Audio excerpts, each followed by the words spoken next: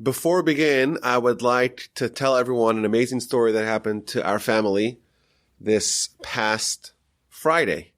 As you know, I am sure, every year our family makes an annual pilgrimage, an annual odyssey to the Northeast. We live, of course, in Houston. It gets somewhat hot. It gets somewhat oppressive.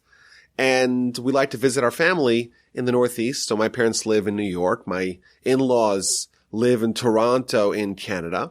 And every year, for the past 8 years since we moved to Houston, we used to live, of course, in Israel. But the past 8 years, we've been going to the Northeast, spending time with my parents and spending time by my in-laws. The kids get to spend time with the grandparents. We've been doing now 8 years running. Now, please God, this year, and actually this week, we're planning on making that same trip that we do each summer.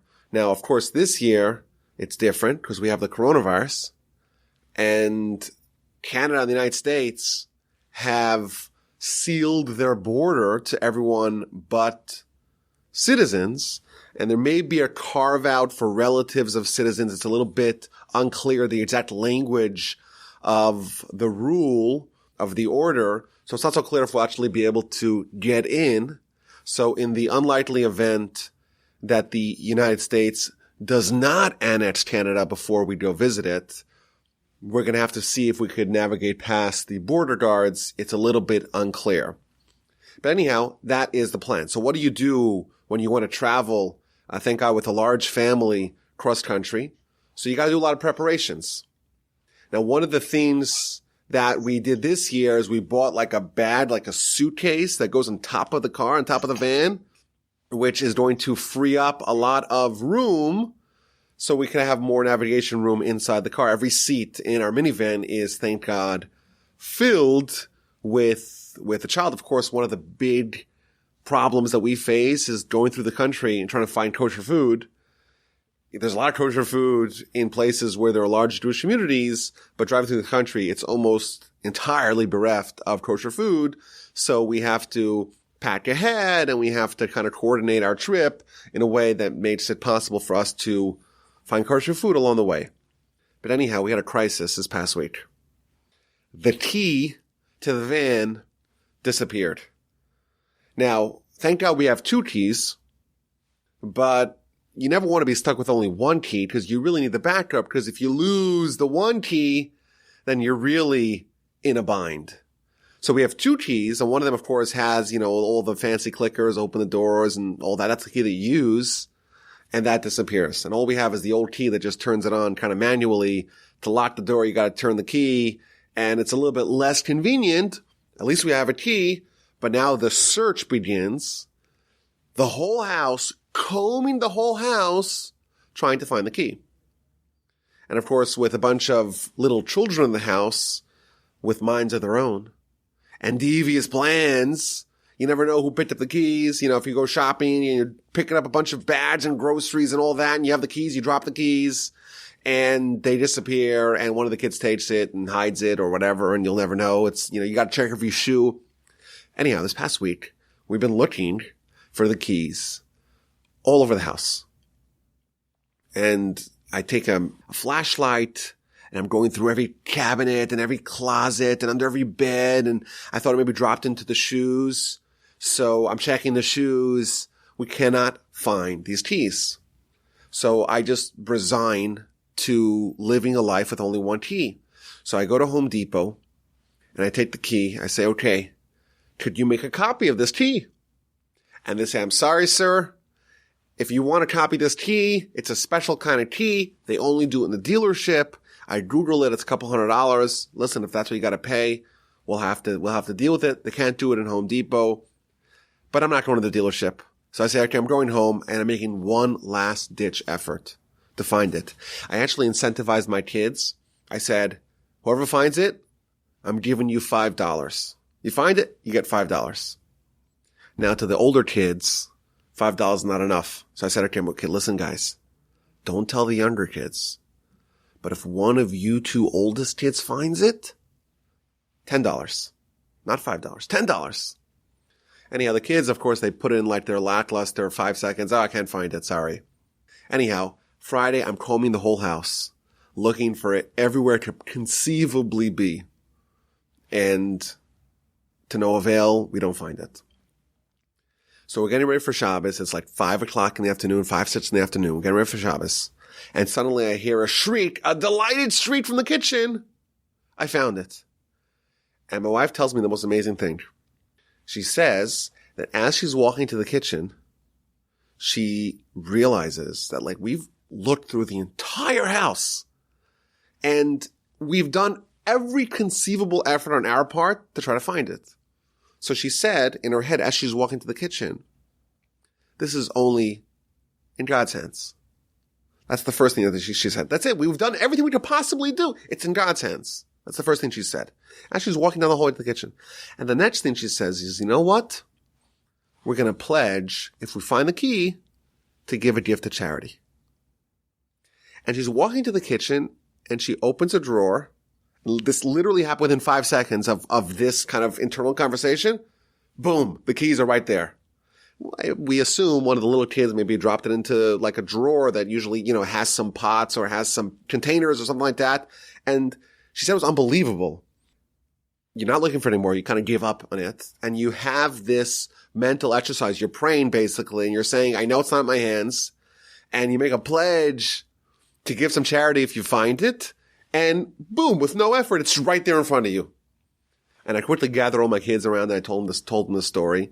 And right away, I went online and made a donation to charity.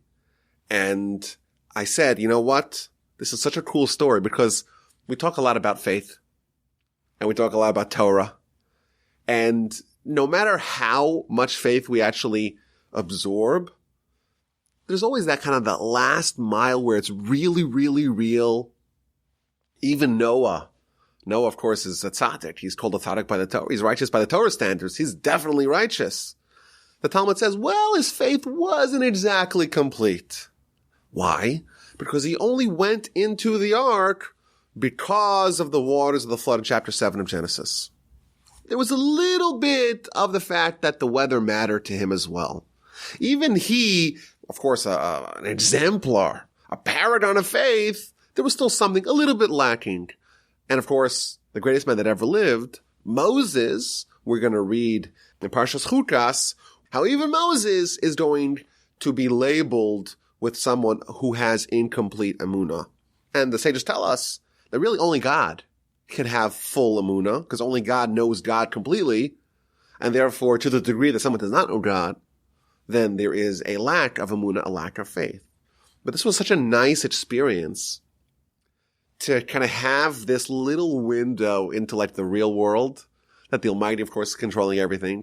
And as I'm looking, futilely for the key, the Almighty knows exactly where it is. And he knows that he could put a little thought in your mind, why don't you open up, why don't you open up this drawer and you'll find it in a second.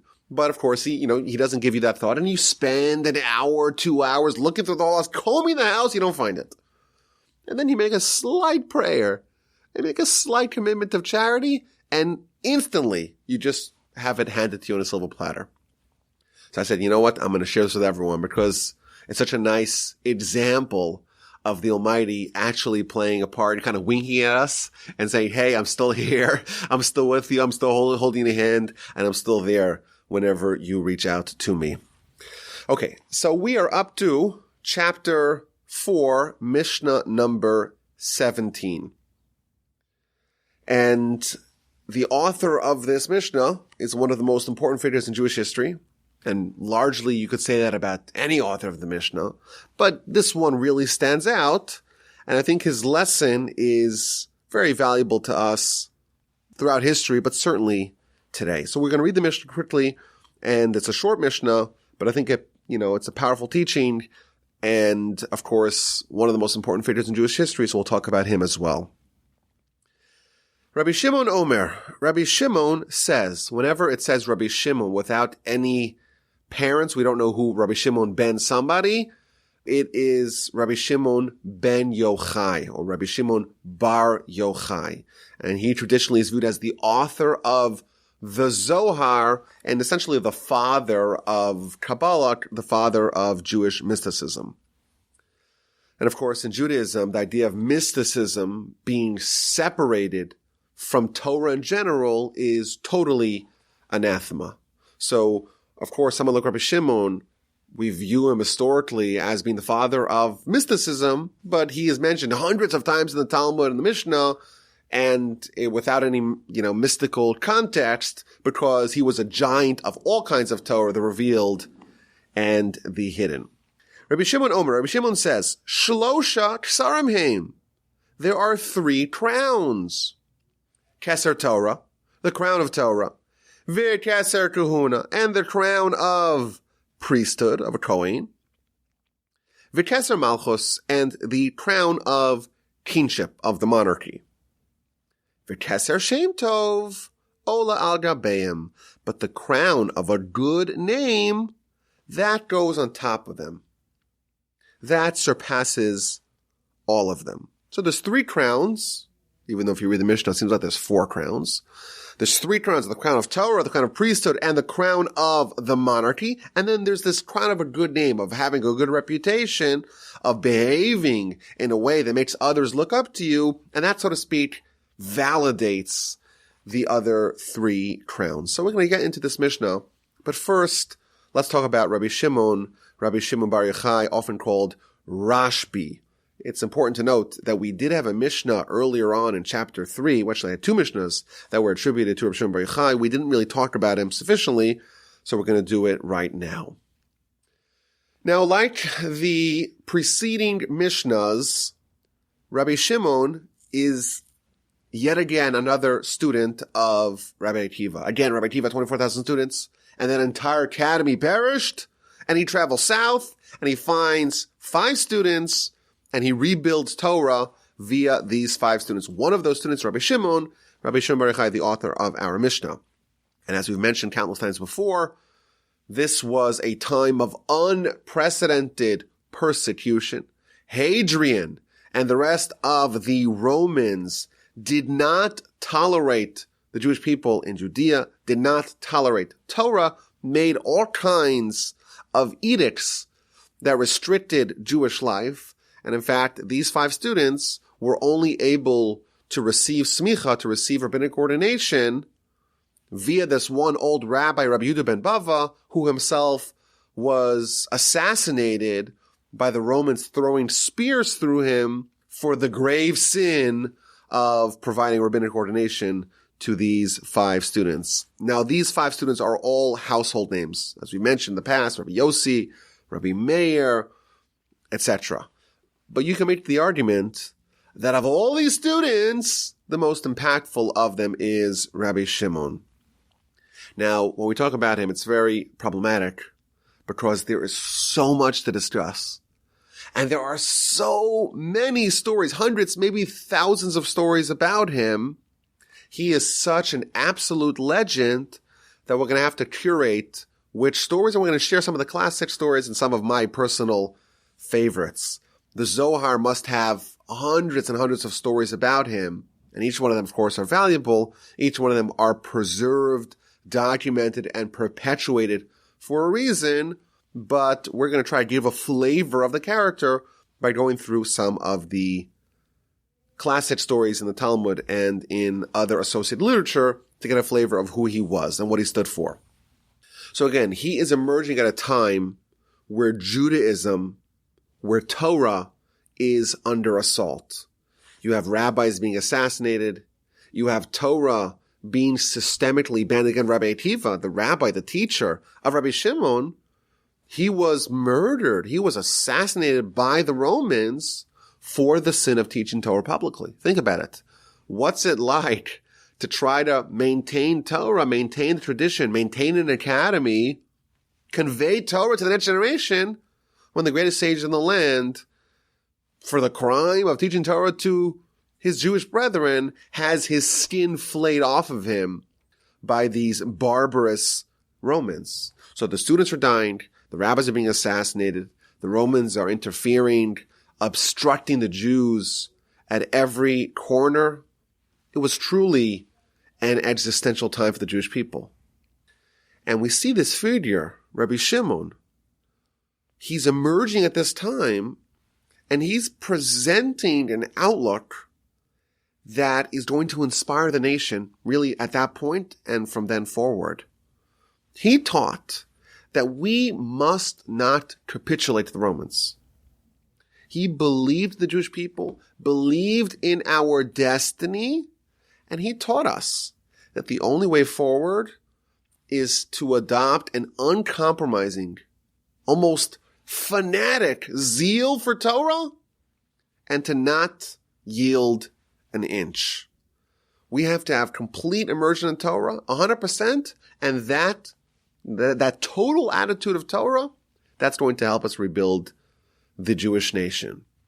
The best example of this is the Talmud in the book of Brachos, page 35b. We mentioned this a few times in the past. The Talmud wants to answer the question, wants to resolve the dilemma. How should someone allocate their time, and how should they allocate their resources? What should they focus on? We are given a finite amount of time in this world. We have to choose how are we going to invest our time. Of course, we have manifold responsibilities. We've got to feed our family. We've got to take care of our children. We've got to take care of our spouses. We have to have a standing in the community. And we have to study Torah. And how exactly we're going to allocate our time and our resources, it's a very important question. So the Talmud brings a debate. It quotes a verse. The verse in Scripture tells us, Ve'asafta diganecha. This is in the Shema. It's in the second paragraph of the Shema. The Almighty promises us, if we obey Torah, if we listen to God, we will gather our grain. Says the Talmud. If the verse tells you, you will gather your grain, what does it say about your occupation, about your profession? Obviously, you are a farmer. And the Torah is telling you, you're a farmer, but you're not a bad farmer. You're a good farmer. You obey God. You listen to the Torah. You obey the strictures of halacha. The Almighty says, okay, I'm going to make it good. You'll have lots of rain. You'll have peace. You'll have stability. And you'll be able to gather in your grain. So the first opinion the Talmud says is that we have to try to harmonize our Torah life and our agricultural, agrarian life of a farmer. We have to try to find a way to do both. Study Torah, of course, that's a priority. That's maybe the priority. But we also have to feed our families, and therefore we have to have a field, and therefore we have to be farmers, and therefore we have to kind of spend our time making sure that we make a living, but also not to neglect Torah study. That's the first opinion. Comes along Rabbi Shimon and says, no, that's not the way it's supposed to be allocated. When it says that you gather your grain, that's not the ideal. Ideally, you should be 100% immersed in Torah study. What's it going to be? Someone's going to plow in a time of plowing. And someone's going to plant during the season of planting. And someone is going to harvest when it's time to harvest. And someone is going to thresh their grain in a time of threshing. And someone's going to winnow when it's windy. The entire year is going to be filled with agrarian responsibilities of the farmer. Torah, matehei aleh. What is going to be with Torah? You want to kind of harmonize and let's have everything. How could you possibly have everything? If your whole life you're going to be busy with your farm, every season has its work that's associated with that time of the season. When are you going to study Torah? So what's the solution? Just study Torah. That's it. Who's going to feed your family? Who's going to take care of your children? Who's going to feed your wife? We have God for that. The Almighty will provide you. The Almighty's a billionaire. What are you worried about having food? The Almighty will give it to you. The Almighty parachuted manna to the Jewish nation for 40 years. You don't think there's enough food for you and your family? If you do your job, says Rabbi Shimon, you study Torah, you commit yourself to God, God will reciprocate. He'll take care of you. That was his attitude. Now the Talmud says that both attitudes are legitimate. Both to try to harmonize and 100% Torah of Rabbi Shimon, both are legitimate. However, data has shown that the people that tried to harmonize, to have everything, most of those people succeeded. And most of the people that took the approach of Rabbi Shimon and said 100% Torah and God will give me manna, most of those people failed. The Talmud doesn't make a definitive ruling, but the Talmud says that the surveys show, the studies show one of them is more likely to succeed than the other. So that's the debate in the Talmud. But I think if we see this, we see a conflict. We see a disagreement. On one hand, we have what we would call the prudent approach. It's prudent for us to take matters into our own hands and to feed our family and to try to find harmony between our various responsibilities. And Rabbi Shimon is almost like the lone opinion that kind of dismisses the prudent approach and says, what's going to be with Torah? And the Talmud does not rule his opinion out. The Talmud says is that Rabbi Shimon, he's kind of working at a higher level. He's operating on a higher dimension. In his worldview, in his perspective, the Jewish people can still live a life and be on a stature to receive manna. And you know what? If someone could do it, Rabbi Shimon himself, he could pull it off. But for most people, they try, and maybe they're overshooting, what they possibly could reasonably achieve. Rabbi Shimon is someone who's always viewing us in our best light. He is telling us, it's not just the Jewish people of thousands of years ago that could have had that close relationship with God. Even us, even today, even when really the Romans have devastated the ranks of the scholars, the Jewish people are downtrodden. It's not too late for us to ascend to that high level, to be in close proximity to God, and to have God be involved with us in every day of our lives.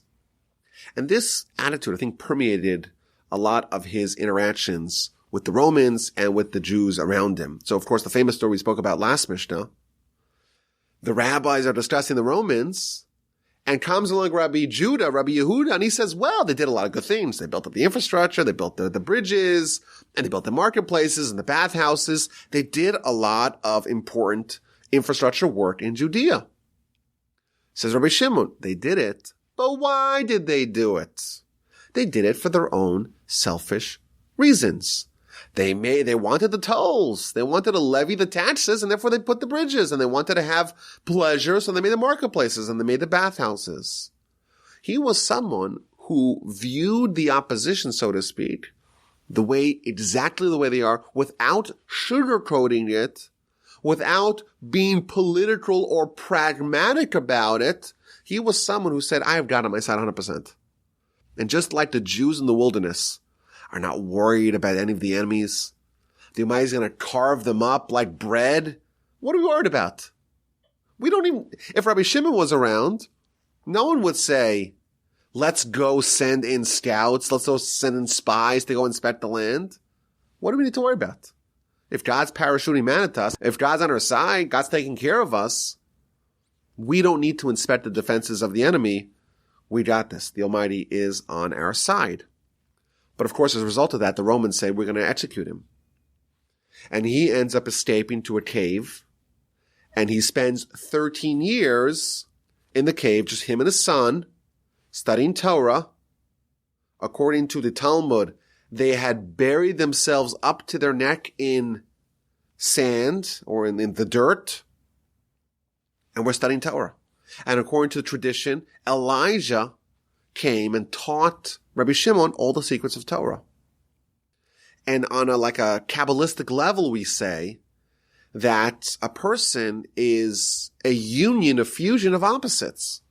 We have our body that's kind of pulling us down. We have our soul that's kind of pulling us up. And we are caught between this tension of our physical halves and our spiritual halves.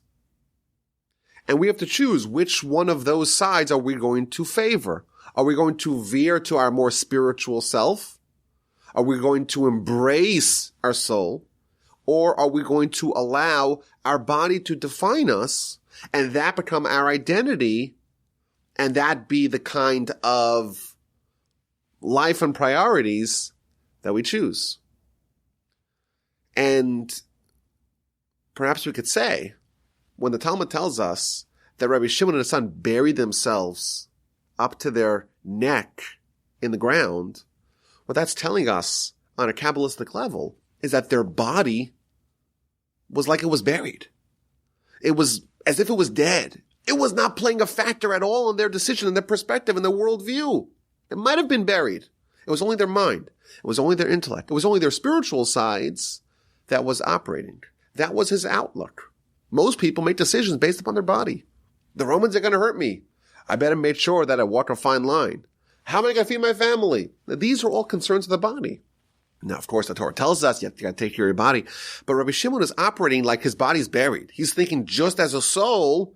And as a soul, it's clear the Almighty is going to take care of you. You don't need to worry.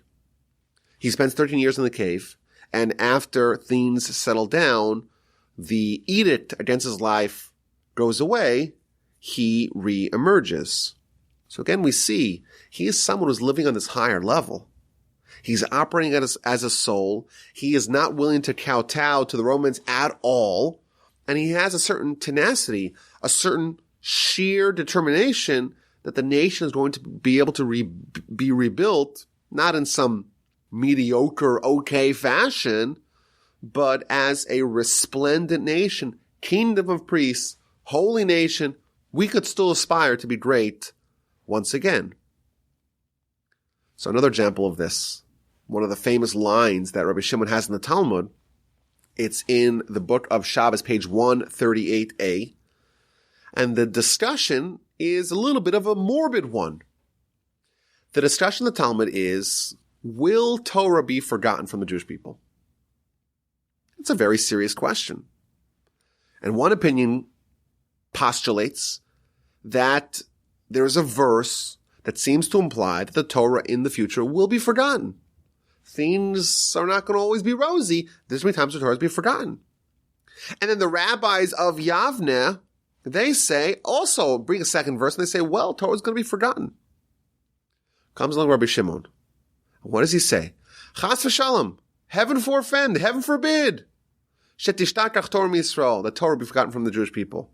And he quotes another verse, Ki lo sishakach mibizaro, Torah will not be forgotten from the Jewish nation. So what about the verses that seem to imply that Torah will be forgotten? Well, it means that we'll lose a little bit of our edge. But Torah and the Jewish people are forever united. We're not going to forget Torah. We see an interesting debate. The rabbis, they look at Scripture and they look at Jewish history and they see that all the ingredients are in place for the Jewish people to forget Torah. They weren't exaggerating. This wasn't an empty threat. It was serious. And they were right. They were being very prudent. But they were operating on one level. Comes along Rosh Hashanah Baruch Chai says, no, God forbid, it's not going to happen. And he's almost like willing it to endure. Yes, things look grim. But Rabbi Shimon looks at us as the nation of the Almighty. It's going to work out. We have God on our side. We are that great nation at all times. And sometimes there's lots of things covering up our greatness. Our connection to God, our intense holiness is maybe obscured, but we just do a little clearing away, and the Jewish people and the Jewish soul will once again shine forth. And his attitude was such that even sinners, even people who could objectively be defined as people who are wicked, people who are not obeying Torah, people who are distant from God, he was always able to find the inherent, latent holiness that defines each Jew. So, for example, the Talmud talks about the Ben Sorer Umoreh, the wayward and rebellious son. It's a verse in, well, it's a section, it's a story, it's a law in Deuteronomy, that if you have a son, and he has to be between 13 and 13 and 3 months, so a very narrow window where this law can apply, and he behaves in a recalcitrant fashion, doesn't listen to his parents, doesn't listen to his mother, doesn't listen to his father, starts to exhibit signs of criminality, is stealing money, and exhibiting signs of gluttony, is buying meat, and buying wine and developing bad friends and doing all these terrible things.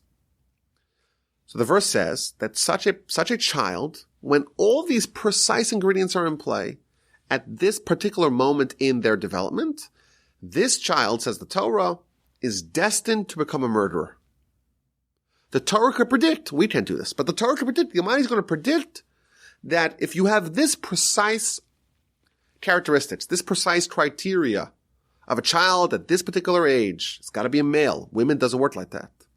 This particular age, doing this and this particular things, they're going to be a murderer.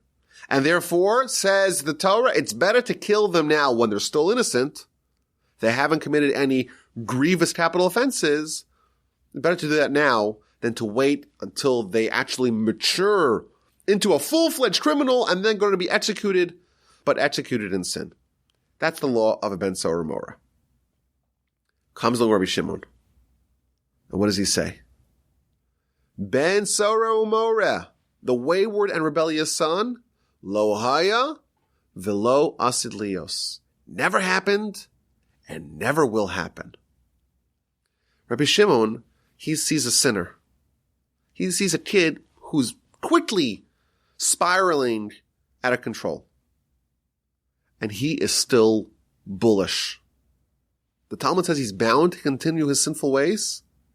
No. Rabbi Shimon says it's inconceivable to be told that there is a Jew who is irredeemable. In his view, every Jew has holiness that's just waiting to burst forth, and once it surfaces, the child will change his life. There's another Mishnah in the book of Shabbos, and the Mishnah is talking about various things that are prohibited on Shabbos. It's talking about, if someone has a toothache on Shabbos, generally we don't do any medical procedures on Shabbos, but would someone be allowed to do certain procedures on Shabbos to alleviate a toothache, or various other things that are, so to speak, on the edge, questionable things. And then it talks about putting on a certain kind of perfume, a certain kind that's called shemen vered, which means rose oil. Is someone allowed to put that on Shabbos?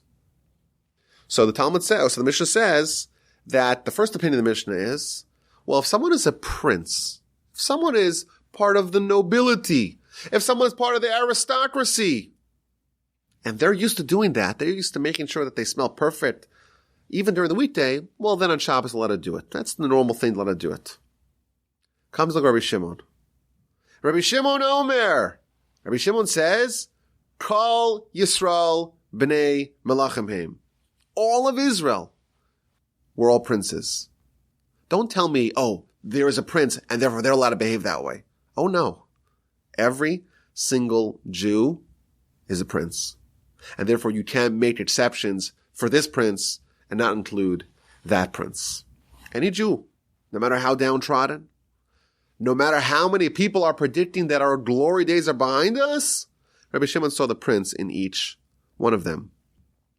Another favorite story of mine, found in the Talmud book of Me'ilah, page 17a, and this gives a flavor of the character of Rabbi Shimon, but also of the times in which he lived. The Talmud says there was once a decree from the wicked kingdom. Of course, that's the Romans. And it was a three-pronged decree. Number one, Jews may not observe the Shabbos. Number two, Jews may not circumcise their sons. Number three, Jews may not obey the laws of family purity. Briefly, the laws of family purity are that when a woman is menstruating, she may not be with her husband until she goes to the mikvah, until the process of family purity is taken. So these were the three decrees.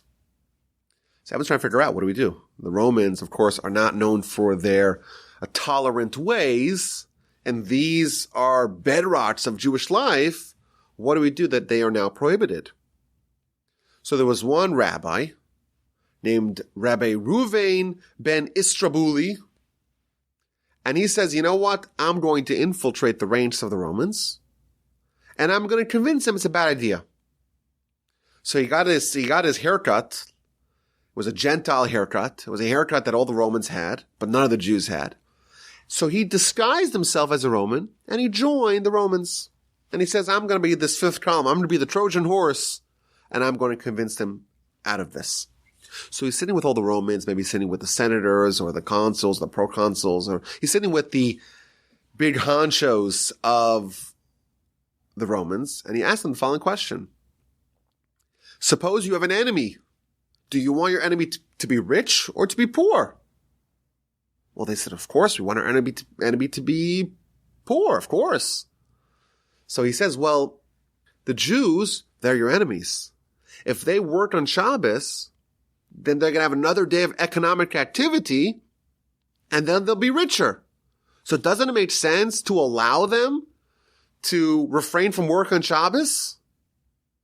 Let's allow them to refrain from work. They'll be poorer and we'll weaken our enemy. They say that's a great idea. Okay. Continues this individual. If you have an enemy, do you want him to be strong physically or weak? Obviously, you want him weak.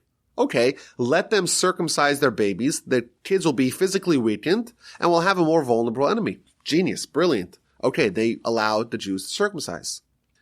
And finally, do you want your enemy to proliferate, to have lots of babies, or you want them to have very few babies? Of course, we want to have a smaller population of our enemies. Brilliant. The Jews want to take 2 weeks off from procreating? Let them do it. They'll have fewer babies. So this Rabbi Reuven, managed to convince the Romans to drop all their edicts and allow the Jews to behave as they wished. But sometime later, they picked up on the ruse. They discovered that this person was an imposter. So right away, they reestablished those decrees. And now the rabbis are faced with a quandary. What do we do? The Romans are not allowing the Jews to observe Shabbos, to observe circumcision, and to observe the laws of family purity. We need to send a representative to go lobby our case in Rome. Who wants to walk into the lion's den? And of course, there were no volunteers besides for Rabbi Shimon. And the sage said, Rabbi Shimon, well, he's well-versed. He's experienced in ways of miracles. He's going to go represent us. So Rabbi Shimon begins his trek from Israel. He's going to Rome, and he's going to lobby the Jewish people's case. Along the way, he has a visitor. Who comes to visit him? The Talmud tells us that his visitor is a demon. What a demon is a big question. It's like a hybrid between a human and an angel. It's a hybrid between a human and an angel. It has 3 characteristics of a human, 3 characteristics of an angel.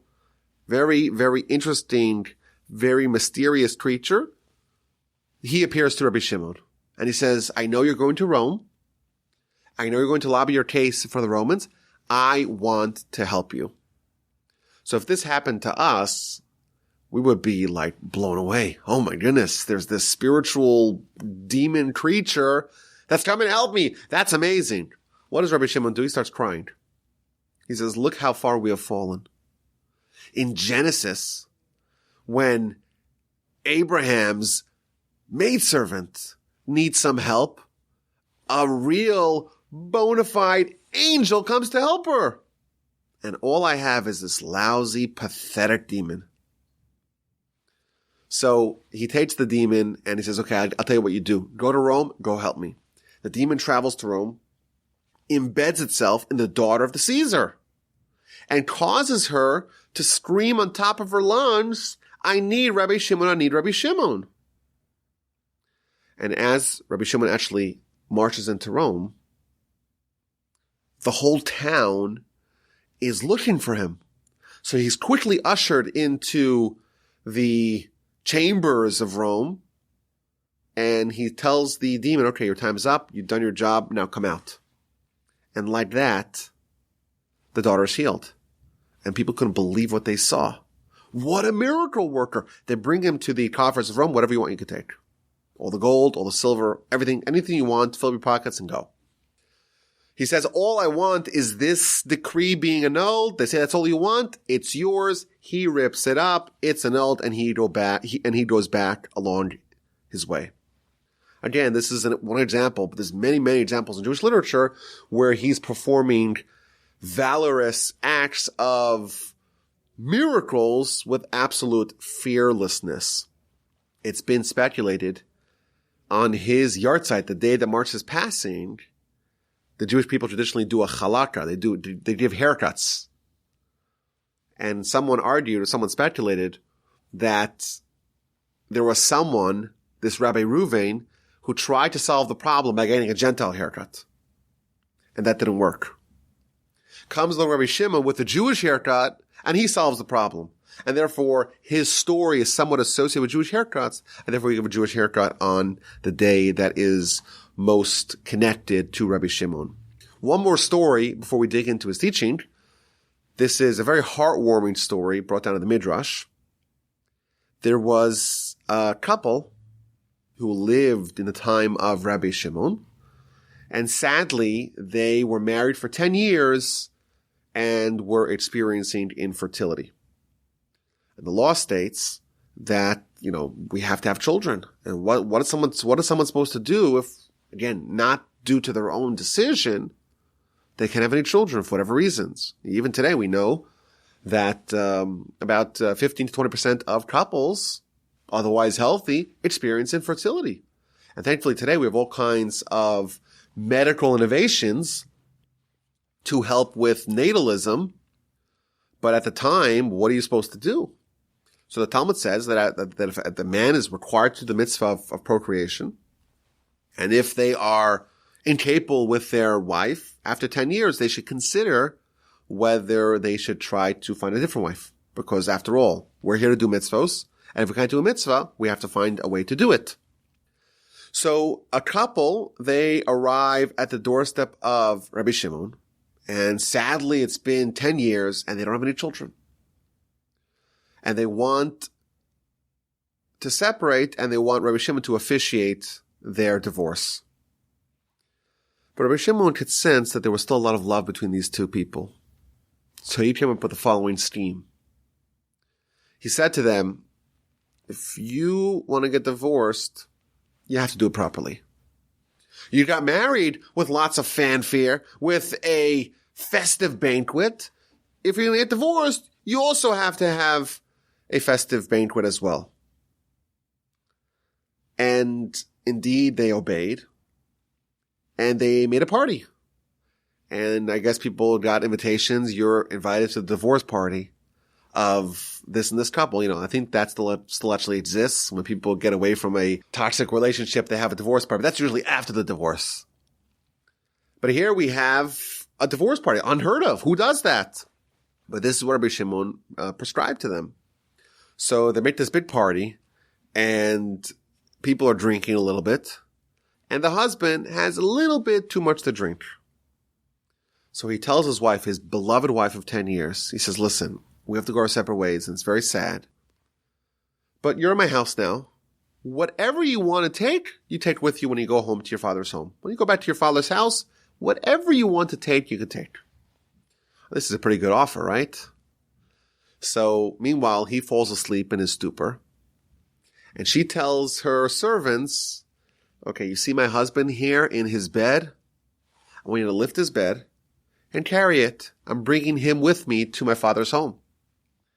So they carry it, and he's drunk and he's sleeping, and they carry the bed to her father's home. And they plop it down in the house. He's still sleeping through it all. And in the middle of the night, he wakes up and he's totally disoriented. He's like, where am I? Where am I? And he wakes up and he realizes he's in his father-in-law's home. So he's like, what am I doing here? I went to sleep in my home, and this was the divorce party gone awry. What do we do? So his wife tells him, he says, well, you told me that I could take whatever I want with me, and I chose what I want. I want you. So they were so inspired with the love for each other. They said, you know what? We're going to give this another shot. But before we give it another shot, let's go visit Rabbi Shimon. Let's see what he has to say. They go to Rabbi Shimon. He starts praying. And he says to them, okay, you can go home now. And a year later, they had a child. I find this as such a heartwarming story. We read about Rabbi Shimon, and there's a certain intensity to him, a certain uncompromising intensity. You got to study Torah all the time.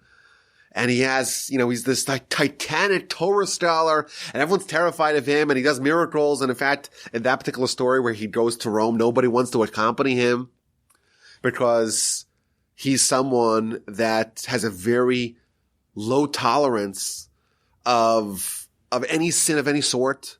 And therefore, people are worried if I travel with him, what's going to be with me? And then we see this beautiful, heartwarming story, how he's bringing this couple together and taking the steps to ensure that their marriage is perpetuated in a beautiful way.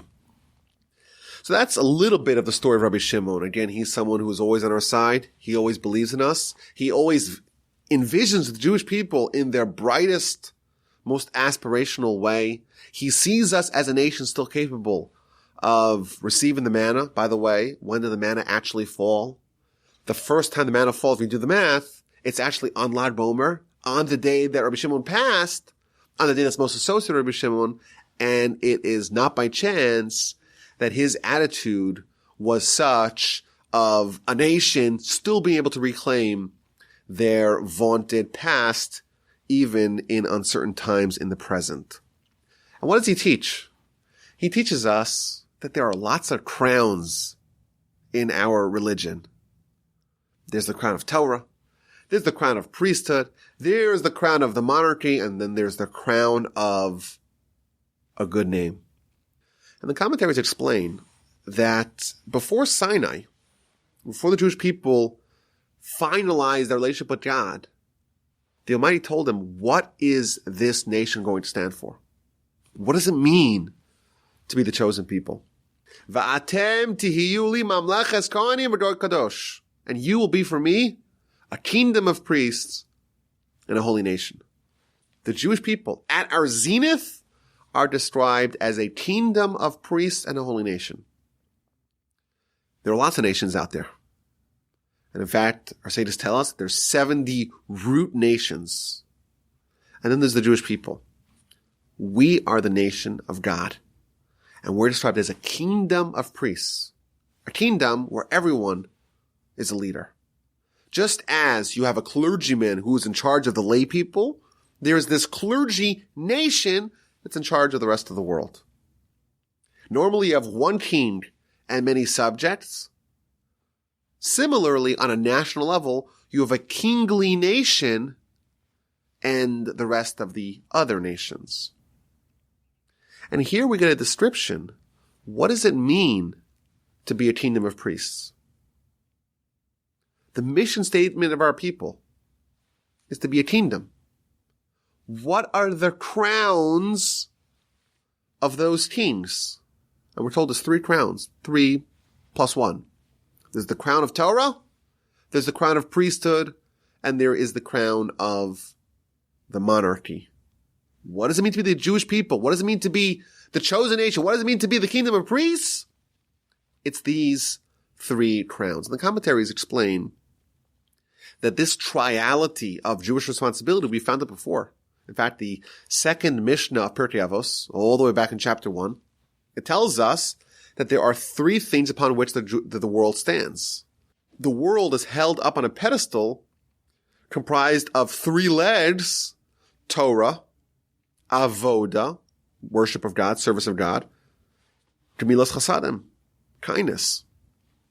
These 3 crowns are these 3 steps, are these 3 feet that are upholding this world. Torah, of course, is the crown of Torah. Avoda, worship of God, service of God.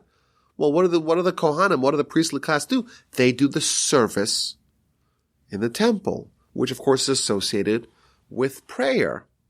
And what does it mean to be a Jewish king? It means someone takes responsibility for the entire nation. A Jewish monarch is someone who the needs, the desires, the life of all the subjects are on their shoulder. To be a king means to be someone who is an absolute paragon of kindness. Every person's problems are your problems. That's what it means to be a Jewish king.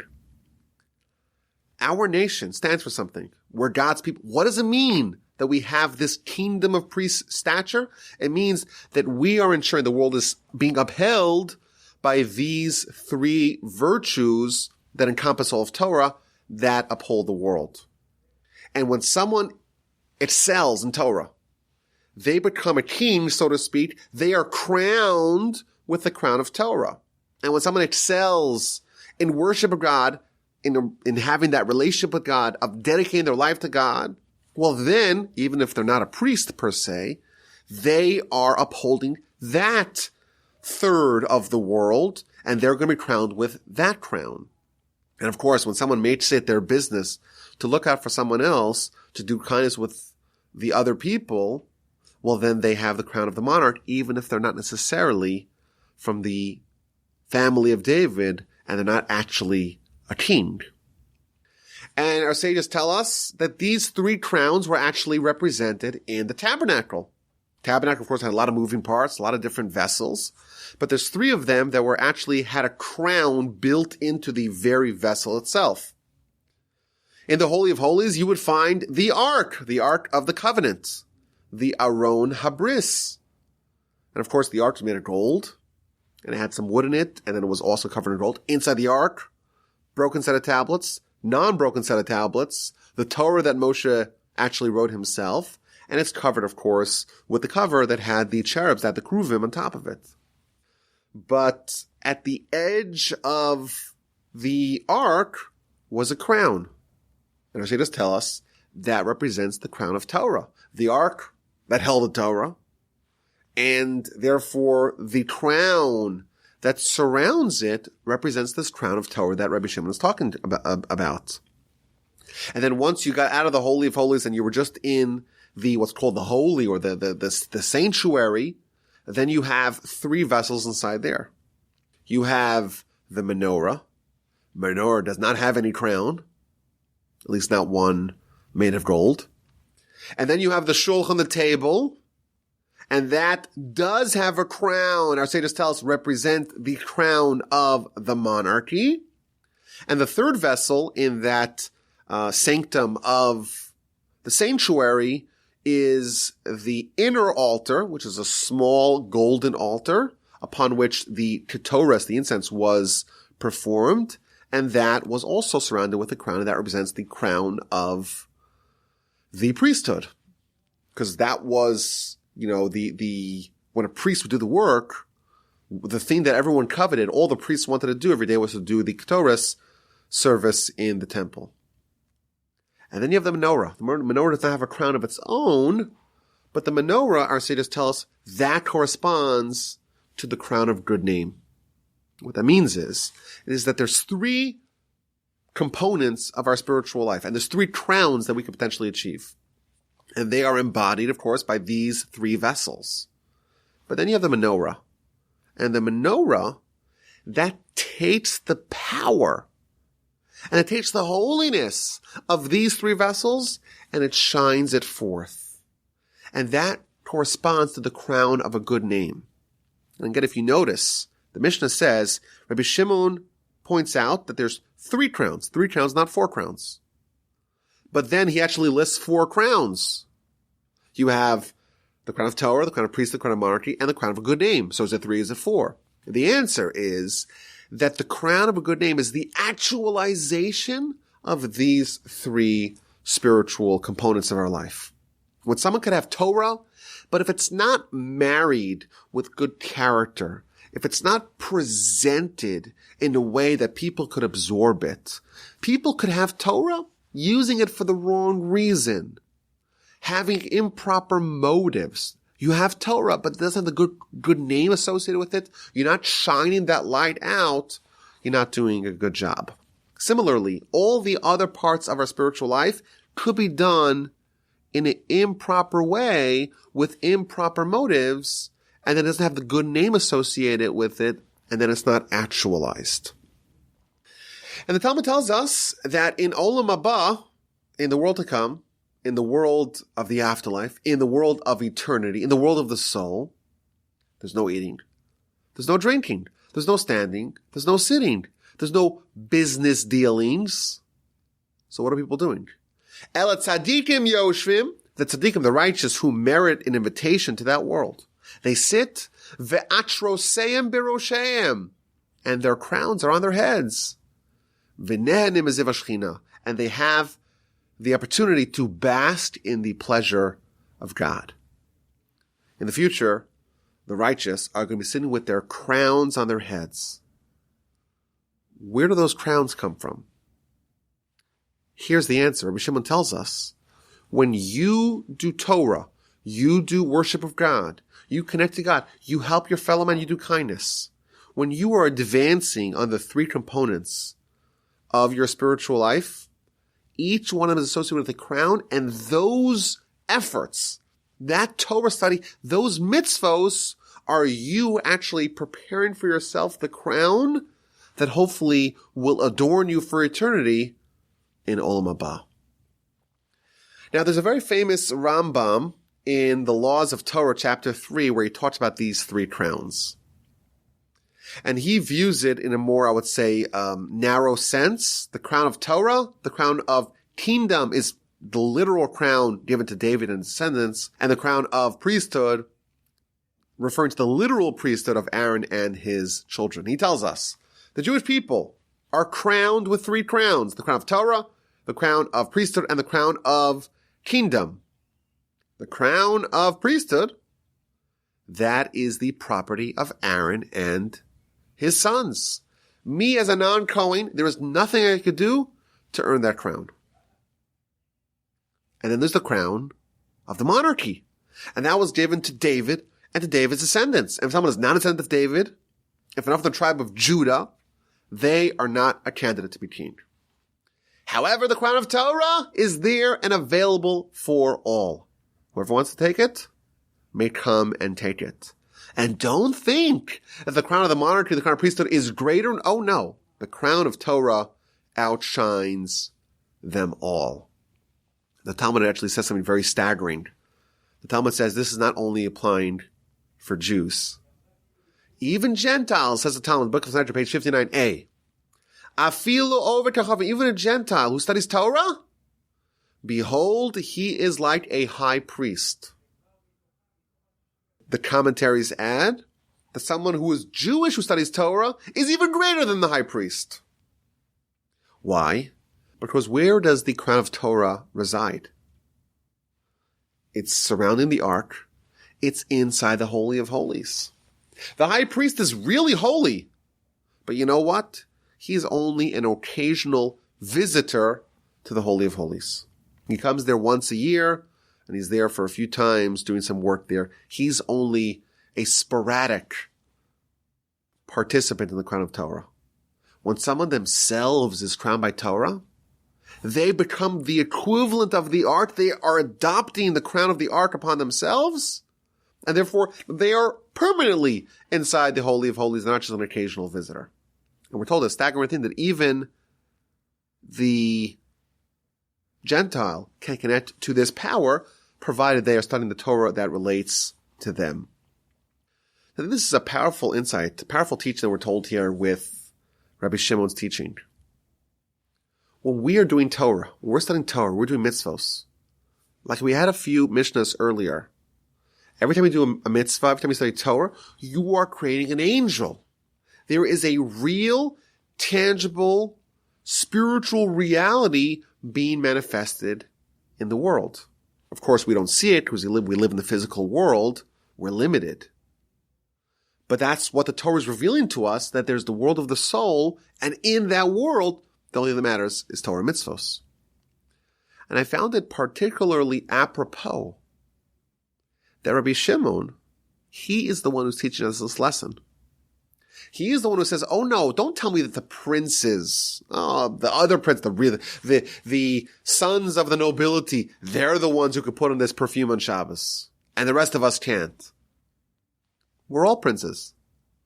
We're all part of this kingdom of priests and holy nation, and therefore you cannot say this Jew is a prince and this Jew is not.